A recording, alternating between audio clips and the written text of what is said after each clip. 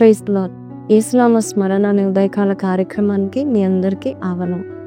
ఈ ఉదయకాలం లేచారు, ఈ వాక్యాన్ని వింటున్నారు. This word is for all of you who are listening. ఈరోజు ఎవరైతే ఈ వాగ్దానం వింటున్నారో చాలా సంతోషించండి. చూడండి, లూకా సువార్త 10వ అధ్యాయం 20వ వచనం. అయినను దెయ్యంలో మీకు లోబడుచున్నవని సంతోషింపక మీ పేర్లు పరలోకమందు రాయబడి ఉన్నవని సంతోషించుడని వారితో చెప్పాను. Your name is written in the book of haven. పరలోకంలో మీ పేర్లు రికార్డ్ అయ్యాన్ని సంతోషించమంటున్నాడు.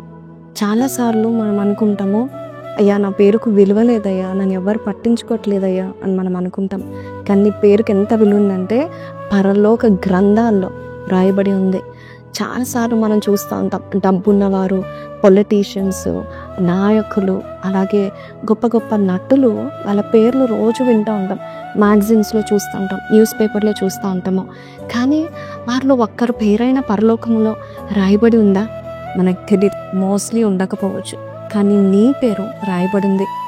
ఇల్లు కొనుక్కున్నామని సంతోషించడం కాదు, మ్యారేజ్ అయిందని సంతోషించడం కాదు, అంతకంటే ఎక్కువ సంతోషించమంటున్నాను. నీ పేరు పరలోకమందు రాయబడింది. మీకు తెలుసా అండి, ఫలక్నామా ప్యాలెస్ హైదరాబాద్లో ఉంటుంది. ఈ ఫలక్నామా ప్యాలెస్ ఎంత బ్యూటిఫుల్ అంటే నిజాం కాలంలో వారు కట్టించారు.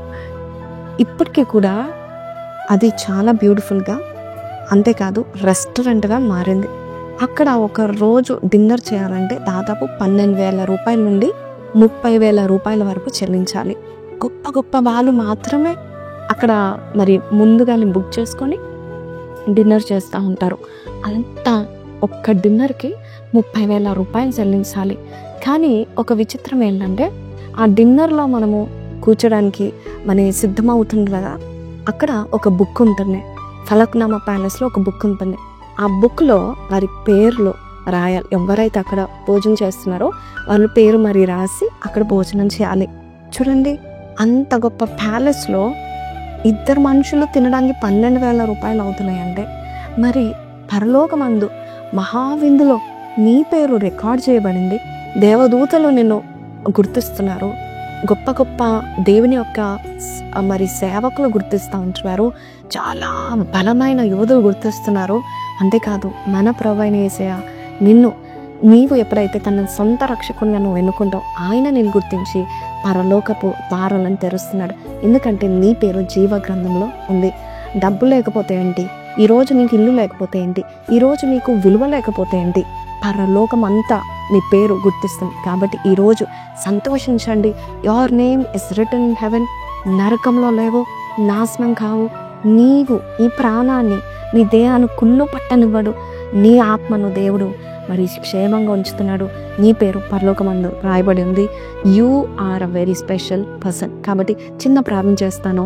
దేవునికి స్తుతులు చెల్లిస్తూ ఈ యొక్క వాగ్దాన్ని బట్టి ప్రార్థన చేద్దామా? ప్రార్థన.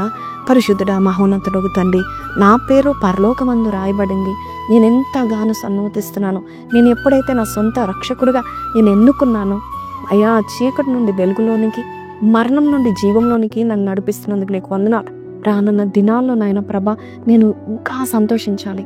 అధికారం ఉందనో, జాబ్ ఉందనో, అయ్యా పిల్లలు ఉన్నారు, పెళ్ళయిందనో కాక, నీవు నా పేరు పరలోకమందు రాసావని, పరలోకమంతా కూడా నా పేరు గుర్తించగలుగుతారని నమ్ముచున్నాయన.